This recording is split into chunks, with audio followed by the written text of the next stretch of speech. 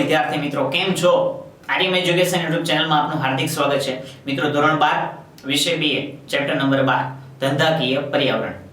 મિત્રો આગળના વિડિયોની અંદર આપણે જે એક સવાલ હતો એ સવાલના એક ટોપિક વિશે આપણે વાત કરી ચૂક્યા હતા અને એની અંદર રહેલા બાકીના જે ટોપિકો હતા એ ટોપિક વિશે આપણે આજે આ વિડિયોની અંદર એટલે કે આ પ્રશ્નની અંદર આપણે ચર્ચા વિચારણા કરવાની છે અને ભણવાનો છે. તો સવાલ કંઈક આ રીતનો હતો, ધંધાકીય પર્યાવરણના બાહ્ય પરિબળો વિશે સમજણ આપો. કે જેની અંદર એક આર્થિક પરિબળ હતું એ આર્થિક પરિબળના જે પેટા મુદ્દાઓ હતા એ પેટા મુદ્દાઓ વિશે આપણે વાત કરી ચૂક્યા અને બાકીના જે મુદ્દાઓ છે એ મુદ્દાઓ વિશે વાત કરવાની છે. તો એમાંથી પહેલો મુદ્દો આવે છે તો કે એ છે સામાજિક પરિબળ. ઓમ જોઈએ તો કે ધંધાકીય પર્યાવરણના બાહ્ય પરિબળોમાંનો બીજો મુદ્દો, પરંતુ આજના આ ટોપિકનો આપણો પહેલો મુદ્દો તો કે સામાજિક પરિબળ. સામાજિક પરિબળની અંદર વાત કરીએ તો દરેક ધંધો છે એ ધંધાનું સર્જન, ત્યારબાદ તેની વૃદ્ધિ અને તેનો અંત, આ બધી વસ્તુ ક્યાં થાય છે તો કે સમાજમાં થાય. કેમ તો કે ધંધો એ સમાજમાં રહીને થતી કામગીરી છે. ક્યાં કરવામાં આવે છે તો કે સમાજમાં રહીને. આથી સમાજની અંદર શું છે તો કે સમાજની અંદર સામાજિક સંસ્થાઓ પણ કામ કરે છે, ત્યારબાદ માનવ સમુદાયો પણ છે, ત્યારબાદ સામાજિક પરંપરાઓ પણ છે. તો કે આ બધી બાબતોની અસર ક્યાં થાય છે તો કે અલ્ટરનેટ સમાજ ઉપર છે. એટલે કે આ બધી બાબતો કઈ છે તો કે સામાજિક બાબતો છે અને એની બધી અસર ક્યાં પડશે તો કે સીધી જ રીતે ધંધા ઉપર પડશે. એટલે કે આ બધી બાબતોની અસર ક્યાં થાય છે? અલ્ટરનેટ ધંધા ઉપર થાય છે. આથી સામાજિક સંસ્થાઓ, માનવ સમુદાય અને સામાજિક પરંપરા, આ બધી બાબતોને સાંકળીને અથવા તો બધી બાબતોને ધ્યાને રાખીને ત્યારબાદ જ ધંધાકીય પર્યાવરણની અંદર જરૂરી એવા ફેરફારો કરવા જોઈએ. જો આ બધી બાબતોનું ધ્યાન રાખવામાં નહીં આવે તો એવું બની શકે કે જોઈએ તે પ્રમાણે ધંધો વિકાસ કરી શકશે નહીં, જોઈએ તે પ્રમાણે ધંધો સમાજની અંદર ટકી શકશે નહીં. કેમ કે સમાજની અંદર ટકવા માટે આ બધી બાબતો શું કરવું પડે તો કે તેનું યોગ્ય ધ્યાન રાખવું પડે. આથી કીધું છે કે આ બધાને આધારે પણ શું થાય છે તો કે ધંધાકીય ઉપર ફેરફાર થાય છે અથવા તો ધંધાકીય એકમની અંદર ફેરફાર લાવવો પડે છે. કેમ કે સમાજની અંદર વિવિધ રીત ધરાવતા, વિવિધ રીતભાત ધરાવતા લોકો, અલગ અલગ બધા લોકો એની અંદર રહેલા હોય છે. આથી બધાને અનુકૂળતા પ્રમાણે ધંધાને સેટ કરવો પડે એમ હોય છે. એટલે કે એ પ્રમાણે ધંધાની અંદર જોઈએ તેવા ફેરફારો લાવવા પડતા હોય છે. ત્યારબાદ પછી વાત કરીએ તો કે ત્રીજું પરિબળ છે તો કે સાંસ્કૃતિક પરિબળ. તો કે સાંસ્કૃતિક પરિબળની અંદર આપણે અહીંયા આગળ જોઈ ગયા હતા કે વિવિધ સામાજિક સંસ્થા, માનવ સમુદાયો, સામાજિક પરંપરાઓ, આ બધા શું છે તો કે સમાજના પરિબળ છે. આથી એ બધાની પરંપરાઓ, એના રીત રિવાજ, રહેણી ગહેણી, એની માન્યતા, ટેવ, ફેશન, રુચિ, માંગ, આ બધું કેવું હોય છે તો કે અલગ અલગ હોય છે. આથી આ બધી બાબતોની અસર પણ ક્યાં થાય છે તો કે ધંધા ઉપર થાય છે. કેમ તો કે ધારો કે કોઈ એક એવું કોઈ સ્થળ છે કે જ્યાં એ પ્રમાણેના જે ધર્મના લોકો છે એ ધર્મના લોકો ત્યાં વસવાટ કરતા હોય છે, તો ત્યાંની આસપાસ રહેલો જે ધંધો છે એ ધંધાને જો ઈ જે ત્યાંનો રહેણાંક વિસ્તાર છે, ત્યાંના જે સામાજિક લોકો રહે છે એટલે કે જે ધર્મના લોકો રહે છે, એ ધર્મને આધીન જો ધંધાને ત્યાં વ્યવસ્થિત સેટ કરવામાં ન આવે અથવા તો ધંધાને ત્યાં એ પ્રમાણે અનુકૂળ વ્યવસ્થિત રીતે કામગીરી કરવામાં ન આવે અથવા તો તેની જોઈએ છે તેવી અસર તે જે તે સ્થળ ઉપર ઉદ્ભવતી નથી. આથી એટલે કે એ સામાજિક જે પક્ષ છે અથવા તો એવું કહી શકાય કે એ જે ધાર્મિક પક્ષ છે એ ધાર્મિક પક્ષને જો અવગણીને ત્યાં ધંધાકીય એકમની શરૂઆત કરવામાં આવે અથવા તો ધંધાકીય એકમની સ્થાપના કરવામાં આવે તો જોઈએ તે પ્રમાણેની ત્યાં સરળતા અથવા તો એ સ્થાપનાની સરળતા પણ નથી રહેતી અથવા તો ધંધાને જોઈએ તે પ્રમાણે ત્યાં વિકાસ પણ થતો નથી અથવા તો ધંધો તે પ્રમાણે ત્યાં કામગીરી કરી શકતો નથી.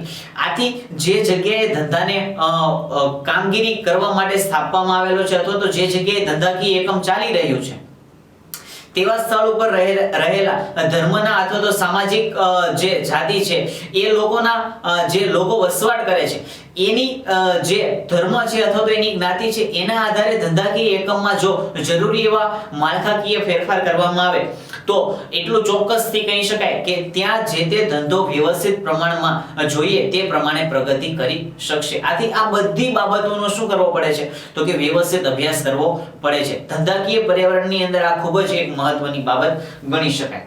એટલે કે જો સંચાલકો તેની અવગણના કરવામાં આવે તો કે તેની અસર ક્યાં થાય છે તો કે ધંધાકીય એકમ ઉપર થતી હોય છે. ત્યાર પછીનો મુદ્દો આવે છે તો કે ટેકનોલોજીકલ પરિબળ. ટેકનોલોજીકલ પરિબળ પણ ધંધાકીય પર્યાવરણ ઉપર અસર કરનારા મહત્વના પરિબળ છે. એક અંશે એવું કહી શકાય કે ભારતની અંદર ઘણા બધા અંશે એવું જોવામાં આવે છે કે જે ટેકનોલોજીના સ્થાને માનવ શ્રમ જે વધારે પ્રમાણમાં છે, આથી માનવ શ્રમનો એવો ઉપયોગ કરવો કે જેના કારણે દરેક લોકોને શું મળે તો કે ધંધો રોજગાર પ્રાપ્ત થાય. પરંતુ તેની સામે જોઈએ તો જો ટેકનોલોજીકલ એટલું બધું વ્યાપ વધતો જાય છે કે જો એ ટેકનોલોજીનો ઉપયોગ કરવામાં આવે તો જેટલો જોઈએ તેટલો માનવ શ્રમ ત્યાં ઉપયોગમાં લઈ શકાતો નથી. એટલે કે ઘણા બધા લોકો શું થાય તો કે બેકાર બને અથવા તો બેકારીનો ભોગ બને કે જેનો ધંધો રોજગાર છીનવાઈ જાય છે. આથી આ ઘણા બધા અંશે યોગ્ય નથી, જેના કારણે ભારતની અંદર કંઈક અંશે અથવા તો અમુક ટકા એવું છે કે જેની અંદર તે પ્રમાણેની કામગીરી ન કરતા પરંતુ જે જરૂરિયાત છે તે પ્રમાણેની જ કામગીરી કરવામાં આવે. એટલે કે જો ટેકનોલોજીનો વપરાશ એટલે કે તેનો ઉપયોગ એ પણ શું છે તો કે દરેક ધંધાકીય એકમ માટે અસરકારક છે.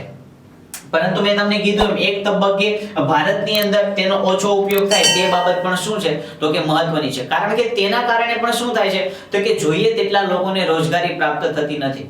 પરંતુ જો ટેકનોલોજી સાથે ચાલવામાં ન આવે અથવા તો જોઈએ તે પ્રમાણે ટેકનોલોજીનો ઉપયોગ કરીને વ્યવસ્થિત કામગીરી કરવામાં ન આવે તો એવું કહી શકાય કે ઘણે બધે અંશે જે પ્રમાણે વિકાસ થવો જોઈએ ધંધાકીય એકમનો છે, ઔદ્યોગિક એકમોનો છે કે ત્યારબાદ દેશનો વિકાસ છે અથવા તો જે પ્રમાણે રાષ્ટ્રએ વિકાસ કરવો જોઈએ તે પ્રમાણે વિકાસ થઈ શકતો નથી. આથી શું કરવું પડે તો કે એ પ્રમાણે દરેક ધંધાકીય એકમમાં દરેક રાષ્ટ્રએ દરેક દેશે ટેકનોલોજીનો પણ શું કરવો પડે તો કે વ્યવસ્થિત પ્રમાણમાં ઉપયોગ કરવો પડે. આથી એવું કહી શકાય કે જો ટેકનોલોજીની જરૂરિયાત હોય તે સ્થળે જરૂરથી ટેકનોલોજીનો ઉપયોગ થાય તે પ્રમાણેની કામગીરી કરવી જોઈએ. ભારતમાં હાલના સમયમાં ધંધાકીય એકમો ઉપરાંત ઔદ્યોગિક એકમો, ત્યારબાદ એવું કહી શકાય કે ઘણી બધી બેંકો જે ઈ બેન્કિંગ અથવા તો એમ બેન્કિંગ, ઈ બેન્કિંગ એટલે કે ઇલેક્ટ્રોનિક બેન્કિંગ થી ચાલતી થઈ છે અથવા તો એમ બેન્કિંગ એટલે કે મોબાઈલ બેન્કિંગ થી ચાલતી થઈ છે. એટલે કે આ પ્રમાણેની સેવા એ પોતાના ગ્રાહકોને આપી રહી છે, જેના કારણે ઘણા બધા ગ્રાહકોના જે રોજ બરોજના અથવા તો જે અગત્યના કામો હોય એ કેવા હોય છે તો કે ઝડપથી પૂરા થતા હોય છે. એટલે કે ટેકનોલોજીનો ઉપયોગથી પણ ધંધાકીય પર્યાવરણ એક અગત્યનું કાર્ય કરી શકતી જોવા મળે છે. ત્યાર પછીનો મુદ્દો આવે તો કે રાજકીય પરિબળો. રાજકીય પરિબળો કે જે કોઈ પણ એક ચોક્કસ સ્થળ છે કે જ્યાં જે રાજકીય સત્તા ઉપર બેઠેલો જે રાજકીય પક્ષ છે તેને આધીન ત્યાંની જે ધંધા ઉદ્યોગો અથવા તો ફેક્ટરીઓ છે અથવા તો ઔદ્યોગિક એકમો છે તેને તે પ્રમાણેની કામગીરી કરવી પડે. એટલે કે ફોર એક્ઝામ્પલ આપણને ટેક્સ્ટ બુક ની અંદર એક બાબત સમજાવવામાં આવેલી છે કે જે ટાટા કંપની છે, જે નેનો કાર છે એ પોતાના કારનું ઉત્પાદન એ પશ્ચિમ બંગાળની અંદર જ્યાં કરવા માંગતી હતી, પરંતુ ત્યાંની જે સરકાર હતી એ સરકાર જોઈએ તેટલો સાથ સહયોગ આ જે કંપની હતી એ કંપનીને આપતી નથી. એટલે કે આના કારણે ઘણા બધી બાબતો ત્યાંની જે ગવર્નમેન્ટ છે એ ગવર્નમેન્ટને આધીન ત્યાંના જે લોકો છે એ લોકો ઉપર પણ થતી હોય. કઈ રીતે તો કે ધારો કે પશ્ચિમ બંગાળની અંદર આ ટાટા કંપનીની જે નેનો કારનો જે આખો પ્લાન્ટ હતો એ ત્યાં વ્યવસ્થિત પ્રમાણમાં જો સેટ થયો હોય તો એના કારણે ત્યાંના જે લોકો છે એ લોકોને રોજગારી મળે, એના બેકારીનો પ્રશ્ન સોલ્વ થાય. ત્યારબાદ ઘણા બધા આવા પ્રશ્નો હતા, એ પ્રશ્નોનું નિવારણ થાય. પરંતુ પશ્ચિમ બંગાળની જે સરકાર હતી અથવા તો ત્યાંનો જે રાજકીય પક્ષ હતો તેને જોઈએ તેટલો સાથ સપોર્ટ ન આપતા તેની જગ્યાએ ગુજરાતની અંદર શું કરવામાં આવે છે તો કે ટાટા કંપનીની જે નેનો કારનો જે આખો પ્લાન્ટ હતો એ અહીંયા એને મંજૂરી આપવામાં આવે છે અને એના કારણે જોઈએ તે પ્રમાણે જે ગુજરાતના જે ઘણા બધા લોકો જે છે એને રોજગારી મળે છે. એટલે કે એ જે બેકાર હતા એની જગ્યાએ એને રોજગારી પ્રાપ્ત થાય છે અને આવી રીતે આ જે બધી બાબતો છે એ બાબતો કંઈક ને કંઈક રીતે ધંધાકીય પર્યાવરણ સાથે શું હોય છે તો કે કનેક્ટેડ હોય છે. એટલે કે આ બધી બાબતોનો શું કરવામાં આવે તો કે વ્યવસ્થિત અભ્યાસ કરવામાં આવે તો તેના આધારે ઘણી બધી અંશે ધંધાકીય એકમને ફાયદો થતો જોવા મળતો હોય છે. ત્યાર પછી વાત કરીએ તો કે છઠ્ઠો મુદ્દો ધારાકીય પરિબળો.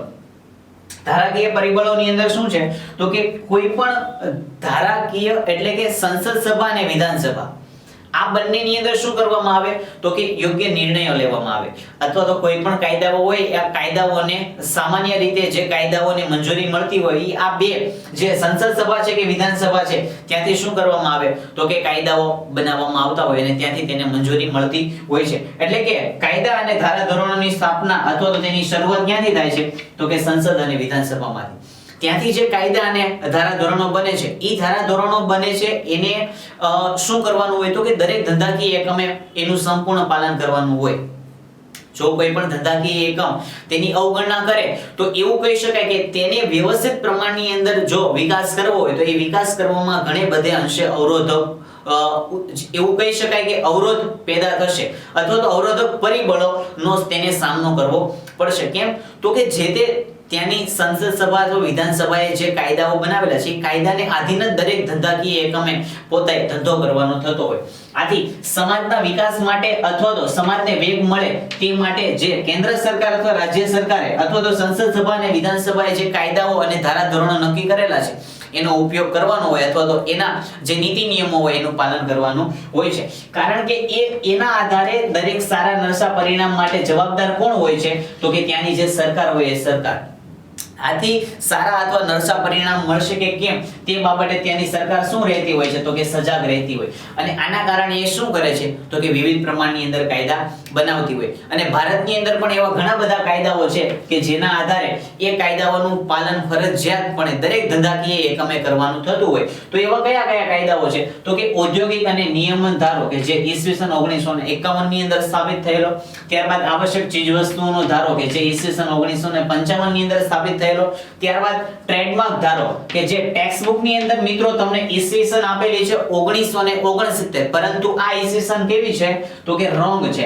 એની જગ્યાએ સાચી ઈસવીસન કઈ આવશે તો કે ઈસવીસન 1999 ની અંદર ટ્રેડમાર્ક ધારાની શરૂઆત થયેલી હતી. ફરી એક વખત બોલું, ટેક્સ્ટ બુક ની અંદર ટ્રેડમાર્ક ધારાની સામે ઈસવીસન 1969 આપેલી છે જે પ્રિન્ટિંગ મિસ્ટેક છે જેની જગ્યાએ આવશે ઈસવીસન 1999. ત્યારબાદ પ્રમાણભૂત વજન અને માપ ધારો જે ટેક્સ્ટ બુક ની અંદર તમને 1969 આપેલી છે તે પણ બાય મિસ્ટેક રોંગ છે, પ્રિન્ટિંગ મિસ્ટેક છે. એની જગ્યાએ એની સાચી ઈસવીસન આવશે ઈસવીસન 1976. ત્યારબાદ ગ્રાહક સુરક્ષા ધારો કે જે ઈસવીસન 1986 ની અંદર, ઇજારાશાહી ધારો કે જે ઈસવીસન 1969 માં, ત્યારબાદ કોમ્પિટિશન એક્ટ એટલે કે જે હરીફાઈનો ધારો છે એ ઈસવીસન 2002 ની અંદર ભારતની અંદર સ્થાપિત કરવામાં આવેલો છે. તો આ બધા ધારાધોરણો હોય છે, નીતિ નિયમો હોય છે એ કેન્દ્ર સરકાર અથવા તો વિધાનસભા અથવા તો જે જ્યાંની રાજ્યસભા હોય છે તેને બનાવેલા હોય છે અને આ દરેક ધારાધોરણોનું પાલન દરેક ધંધાકીય એકમે કરવાનું થતું હોય છે. તો આ પ્રશ્ન કે જે ધંધાકીય પર્યાવરણના બાહ્ય પરિબળો એના જે બાકીના જે મુદ્દાઓ હતા એ મુદ્દાઓ વિશે આપણે અહીંયા ચર્ચા વિચારણા પૂર્ણ કરીએ છીએ. આગળ વધીએ નવા પ્રશ્ન તરફ. તો કે ઉદારીકરણની સમજ. ઉદારીકરણની સમજ વિશે વાત કરીએ મિત્રો તો કે ભારત ઈસવીસન 1947 ની અંદર જ્યારે આઝાદ થયું, આઝાદી પછી ભારત એટલે કે જ્યારે સ્વતંત્રતા મળી ત્યારબાદ ભારતની અંદર અર્થતંત્રની અંદર શું થયું તો કે વિવિધ પદ્ધતિઓ આવી કે અર્થતંત્ર આખું ભાંગી પડેલું હતું. એ ભાંગી પડેલા અર્થતંત્રને વ્યવસ્થિત પ્રમાણમાં લાવવા માટે ભારત સરકારે ઘણી બધી આયોજનો, ઘણી બધી યોજનાઓ, ઘણી બધી પંચવર્ષીય યોજનાઓ અમલમાં મૂકી, બરાબર, અને જોઈએ તેવા જરૂરી એવા ફેરફારો થયા. પરંતુ જોઈએ તે પ્રમાણેનો એટલે કે શક્ય પરિણામોનો એની અંદર પરિણામો પ્રાપ્ત થયા ને એટલે કે જે પરિણામે ઈચ્છા હતી અથવા તો જે નક્કી કરેલા પરિણામો હતા એ પરિણામો મળ્યા નહીં. એટલે કે જુલાઈ ઈસવીસન 1900 પછી ઈસવીસન 1991 પછી ભારતની અંદર 3 તબક્કાની શરૂઆત થઈ. એ 3 તબક્કાની શરૂઆત થઈ એની અંદર પહેલો તબક્કો તો કે ઉદારીકરણ, ત્યારબાદ બીજો તબક્કો તો કે ખાનગીકરણ, બરાબર. તો આવી રીતે જુલાઈ 1991 ની અંદર એટલે કે 91 પછી 3 તબક્કાની શરૂઆત થઈ. એની અંદર પહેલો તબક્કો આવે છે તો કે એ ઉદારીકરણનો. ઉદારીકરણનો તબક્કો એ જ્યારે ભારત દેશ આઝાદ થયો એટલે કે ઈસવીસન 1947 થી લઈને 1991 સુધીનો છે કે જેની અંદર આ સમયગાળા દરમિયાન શું હતું તો કે ઔદ્યોગિક એકમો હતા. એ ઔદ્યોગિક એકમો માટે પ્રગતિ કરવી અથવા તો વિકાસ કરવો એ કેવો હતો તો કે સંકુચિત હતો.